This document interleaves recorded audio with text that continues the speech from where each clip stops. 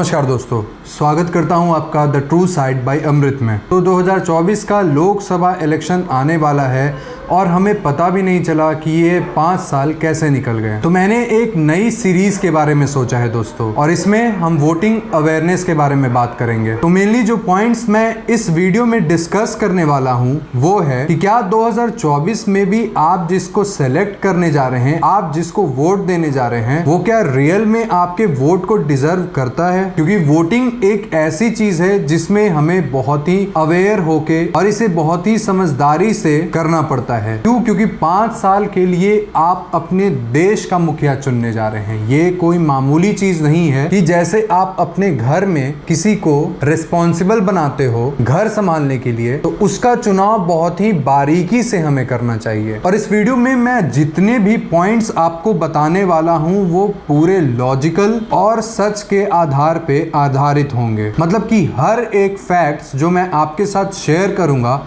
उसको आप अपने एंड से भी चेक कर सकते हो। ये बातें आपको जानना इसलिए भी जरूरी है कि जब आप वोट देने जाओ तो आपके दिमाग में एक कॉन्फिडेंस होना चाहिए कि भाई मैं जिसको वोट दे रहा हूं वो बिल्कुल सही है, वो डिजर्व करता है। तो दोस्तों, आज वीडियो का जो टॉपिक होने वाला है वो होने वाला है हमारे करंट रूलिंग पार्टी के 2019 में किए गए वादे के ऊपर। इसमें सारे पॉइंट्स मैंने बहुत ही डिटेल में चेक किया है और तब आपके सामने मैं एक पक्की रिपोर्ट लेके आया हूं। 2019 में बीजेपी ने अपना मैनिफेस्टो पब्लिक के सामने रखा और बोला कि भाई अगर हमारी सरकार आती है तो हम आपको ऐसा ऐसा काम करके दिखाएंगे जो इसमें मेंशन है। पर क्या बीजेपी ने उन सारे वादों को पूरा किया? कुल मिलाकर 75 प्रोमिसेस बीजेपी ने किया था पब्लिक से। पर मैं सिर्फ आपको मेजर पॉइंट्स हाईलाइट करके बताऊंगा ताकि ये वीडियो भी शॉर्ट बने और आपको समझने में भी कोई परेशानी ना हो। तो इस संकल्प पत्र की जो सबसे पहली पॉइंट है वो है एग्रीकल्चर की। बीजेपी ने बोला था कि वो किसान की इनकम को 2022 तक डबल कर देंगे। साल 2022 तक किसान की इनकम डबल करने के सरकार के दावे के बीच ये जानना जरूरी है कि आखिर देश में किसान की इनकम 2019 में कितनी थी। 2022 की पक्की डेटा तो हमें नहीं मिल पाई और NSSO यानी कि नेशनल सैंपल सर्वे ऑफिस ने एक डेटा प्रेजेंट किया था जिसमें ये बताया गया कि 2012-13 के बीच में किसान परिवार की औसत मंथली इनकम 6,426 रुपए थी, जो 2014 में बढ़कर 8,931 रुपए हो गई। यानी कि 40% की बढ़ोतरी हुई 3 सालों में। अब इस पे बीजेपी सरकार का ये दावा है कि इसे हमने बढ़ाया है, किसान की जो इनकम है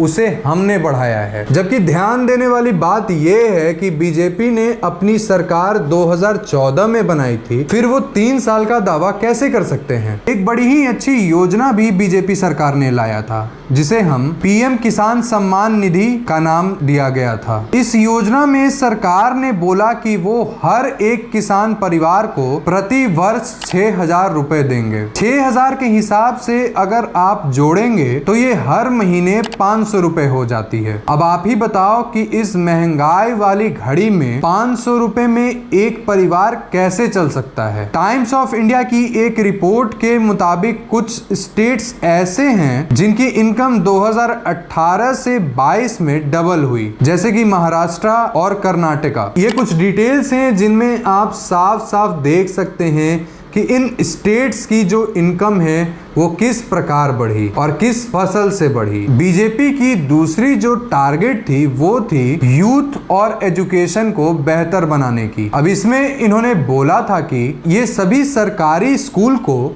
डिजिटल बोर्ड प्रोवाइड करेंगे। इस मिशन को लॉन्च किया था HRD मिनिस्टर प्रकाश जावड़ेकर ने। उन्होंने बोला था कि इस ऑपरेशन का मेन उद्देश्य ये है कि सभी बच्चों तक मशीन लर्निंग और आर्टिफिशियल आर्टिफिशियल इंटेलिजेंस यानी कि AI का नॉलेज सरकार पहुंचाएगी। इस मिशन को रेकमेंड किया था central advisory board of education ने 1987 में। इस ऑपरेशन का नाम दिया गया था ऑपरेशन ब्लैक बोर्ड। अब जब हम इस ऑपरेशन की भी यानी डिजिटल बोर्ड की ऑपरेशन जो मोदी सरकार के द्वारा चलाई गई उसकी भी डेटा निकालते हैं तो हमें कोई भी डेटा नहीं मिलती है। CABE यानी central advisory board of education ने बताया है कि 2019 के बाद मोदी गवर्नमेंट की कोई भी एजुकेशन बॉडी उनसे मिलने तक नहीं आई है। सोचो दोस्तों, इतनी बड़ी हमारी एजुकेशन सिस्टम है और उसमें ये बताया जा रहा है कि हम डिजिटल बोर्ड आपको देने वाले हैं। हम पूरे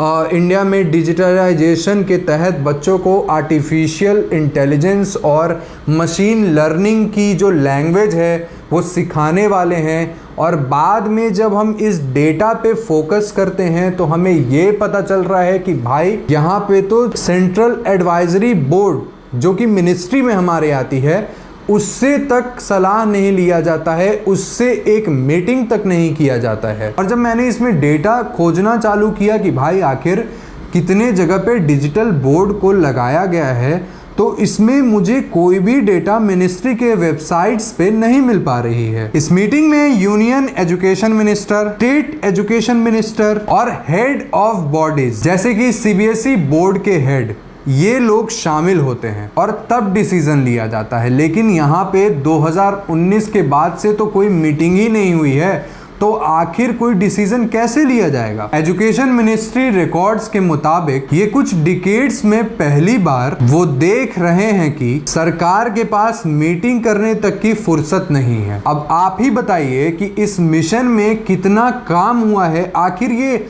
हम जैसे साधारण लोग को कैसे पता चलेगा। आखिर इसकी जवाबदेही जो है वो किससे ली जाएगी। हमें तो कोई डेटा मिल ही नहीं पा रहा है। मिनिस्ट्री के कुछ सोर्सेज ने ये बहाना दिया कि कोविड के कारण हम मीटिंग नहीं कर पा रहे हैं क्योंकि उस दौरान मिलना जुलना बंद हो गया था। तो मेरे भाई वर्चुअल मीटिंग नाम की भी कोई चीज होती है, आप ऑनलाइन मीटिंग कर लेते और 2022 में तो हर कुछ नॉर्मल हो गया था, फिर आपने मीटिंग क्यों नहीं किया। तो यहाँ पे हमें ये जो डिजिटल और एजुकेशन का जो वादा किया गया था बीजेपी गवर्नमेंट के द्वारा, ये ऑपरेशन हमें फेल होते हुई दिखती है। 2023 तक बीजेपी गवर्नमेंट ने प्रॉमिस किया था कि वो GDP विकास दर को 2022 तक 9 से 10% तक लेकर आ जाएंगे, पर अभी 2023 तक 6.5 से 7% ही हमारी GDP की विकास दर बढ़ी है। घर घर में LPG सिलेंडर होगा, ऐसा कहा था बीजेपी गवर्नमेंट ने अपने मैनिफेस्टो में, पर क्या ऐसा हुआ? तो जी हाँ दोस्तों, हमारे बीजेपी गवर्नमेंट ने इसे पूरा किया है। उज्ज्वला योजना के तहत 31.63 करोड़ लोग अब LPG गैस के उपभोक्ता हैं। 2024 में ये 14.52 करोड़ था। तो यहाँ पे बीजेपी गवर्नमेंट ने अपना काम अच्छे तरीके से किया है। देखो भाई, मैं ऐसा नहीं हूँ कि सिर्फ नेगेटिव बोलूँगा, मुझे जो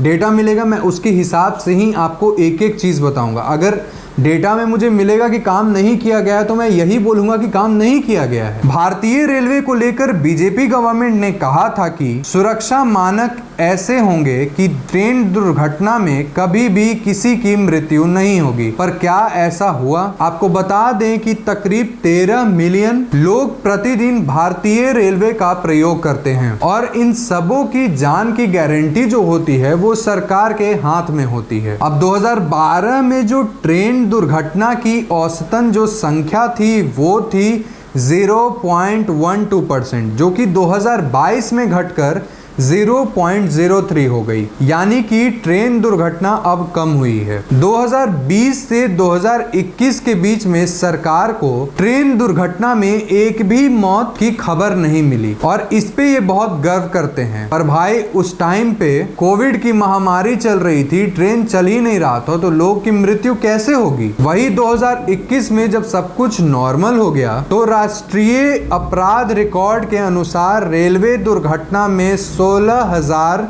431 मौतें हुई। इनमें से अधिकतर रेलगाड़ियों से गिरने वाले या पटरियों पर लोगों से टकराने वाले लोग थे। अब 30 अरब डॉलर सैंक्शन किए गए थे हमारे प्रधानमंत्री के द्वारा रेलवे मिनिस्ट्री को कि भाई जितने भी हमारे पुराने ट्रैक्स हैं, जितने भी हमारे पुराने ट्रेन्स हैं, उनको सही से अच्छा बना दो, दुरुस्त बना दो। 2019 में सरकार ने इस पे खर्च किया 9,607 करोड़ रुपए और फिर 2020 में केवल 7,415 करोड़ ही खर्च किए गए। अभी तो पूरे तरीके से ट्रैक्स और ट्रेन्स की मरम्मत भी नहीं हुई थी, तो आखिर इस पैसे को घटा दिया क्यों? मतलब पहले तुमने 9,607 करोड़ रुपए खर्च किए, यानी पहला जो 2019 में था इन्होंने ठीक से काम किया, लेकिन बाद में इन्होंने 7,415 करोड़ ही क्यों खर्च किए? अभी भी हमारे ट्रैक्स अच्छे से मरम्मत नहीं हुए, अभी भी हमारे ट्रेन्स रिपेयर नहीं हुए। अगर होता तो बालासोर वाला घटना शायद नहीं होता। आपको पता होना चाहिए दोस्तों कि जो 26% एक्सीडेंट हुई है, ट्रेन हादसा हुआ है, वो इन पुराने ट्रैक्स के कारण हुआ है। तो आखिर अभी भी इन पुराने ट्रैक्स को चेंज क्यों नहीं किया जा रहा है? और जो 30 अरब डॉलर सैंक्शन किए गए थे,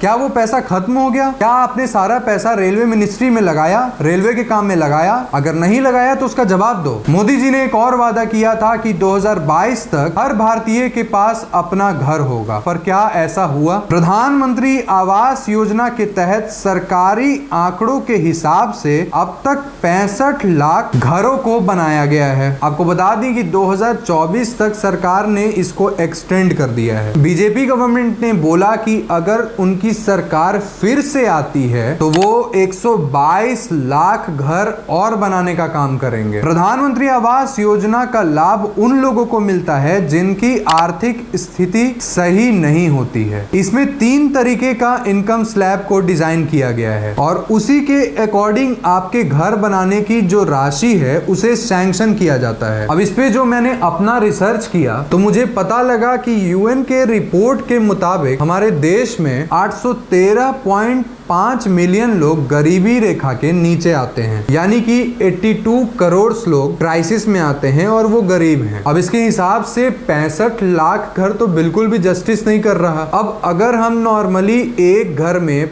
5 लोगों को काउंट करते हैं तो आपको सिर्फ 3 करोड़ 25 लाख लोगों के घर देखने को मिलते हैं, यानी कि ये बिलो 5% होता है। 5% लोगों को भी ये घर देने में नाकामयाब साबित हुए हैं, ये सच्चाई है। और आप बोलते हैं कि हम सारे भारतीयों को घर दे देंगे, और ऐसा मैं नहीं, ऐसा इन्हीं की रिपोर्ट बता रही है। बीजेपी गवर्नमेंट ने एक और प्रॉमिस किया था कि 2022 तक वो भारत को कुपोषण से मुक्त कर देंगे। अब इस पे जब हमने डेटा देखा तो हमें पता चला कि दुनिया में 76.8 करोड़ लोग कुपोषण के शिकार हैं और इनमें से 29% जो लोग हैं वो भारतीय हैं। भारत में अभी भी बाल कुपोषण की जो दर है वो दुनिया में सबसे खराब है। ग्लोबल हंगर इंडेक्स के 2022 के डेटा में इंडिया को सबसे नीचे स्थान पे रखा गया है। इस डेटा को बच्चों के हाइट, वेट, मोर्टेलिटी को देखकर बनाया जाता है, जिसमें भारत 121 देशों में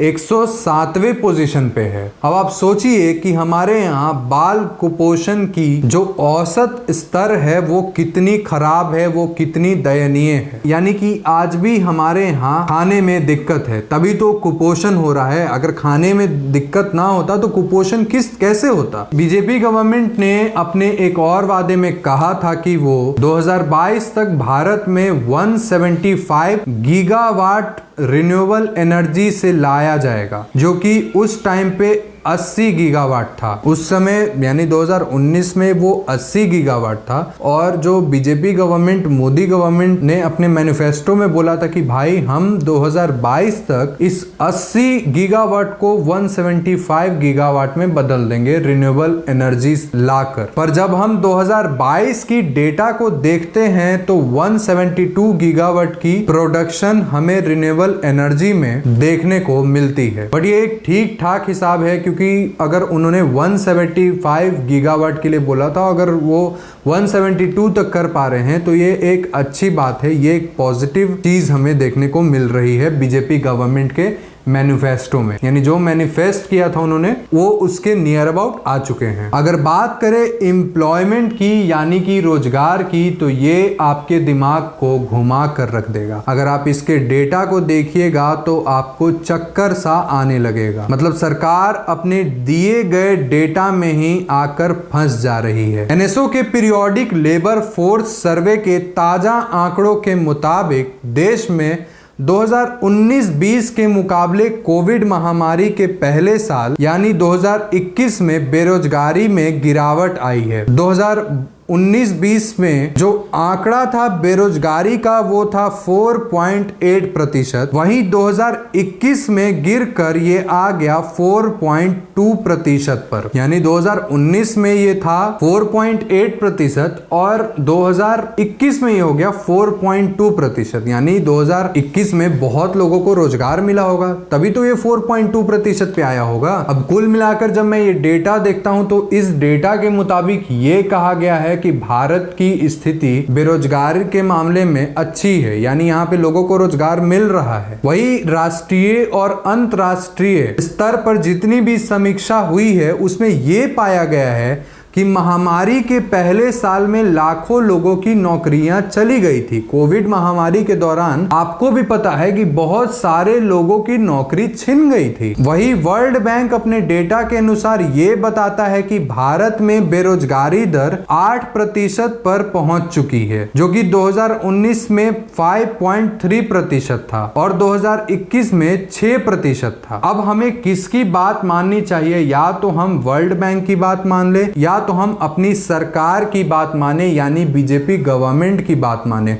अब वो बोलते हैं कि भाई कोविड में हमने बहुत सारी नौकरियां दी हैं, पर हमें तो इतना ही पता है कि भाई कोविड महामारी के दौरान बहुत से लोगों की नौकरी छिन गई थी। और ऐसा तो वर्ल्ड बैंक भी बोल रहा है कि हमारे यहाँ जो बेरोजगारी की स्तर है वो 8% है, पर ये बोलते हैं कि हमारे यहाँ बेरोजगारी की जो स्तर है वो है 4.2%, यानी कि बिल्कुल हाफ। अब किसकी बात माननी चाहिए दोस्तों, आप कमेंट करके ही हमें बताइए। वही एक और डेटा जब मैंने देखना चालू किया और उसमें भारत सरकार खुद बोल रहे हैं कि 2020 के कोविड महामारी में 1.45 करोड़ लोग की नौकरी छिन गई थी। फिर एक डेटा में उन्होंने बोला कि जब दूसरी लहर आई तो 52 लाख यानी 52 लाख लोगों की नौकरी छिन गई। तीसरी लहर में 18 लाख लोगों की नौकरी छिन गई। अब ये समझ में नहीं आता है कि ये बात भी बोलते हैं कि इतनी सारी नौकरियां हमारे यहाँ महामारी के दौरान छिन गई है और उसके बाद बोल रहे हैं कि बेरोजगारी की जो स्तर है वो गिर गई है, वो कम हुई है। तो आप तो अपने बात में ही फंस जा रहे हैं, आप अपने आंकड़ों में ही फंस जा रहे हैं। आपको पता ही नहीं चल पा रहा है कि जुमलेबाजी और झूठ को बोलकर संभाला कैसे जाता है, आपको ये पता ही नहीं है। उम्मीद करता हूं दोस्तों कि इस वीडियो में जुड़ी हुई सारी जानकारी आपको अच्छी लगी हो और पसंद आया हो। अगर आपको मेरे किसी भी डेटा पे शक है तो आप इसको अपने हिसाब से रिसर्च करके देख सकते हैं। मेरा काम ये है कि आपको सही इंफॉर्मेशन के बारे में इन्फॉर्म करना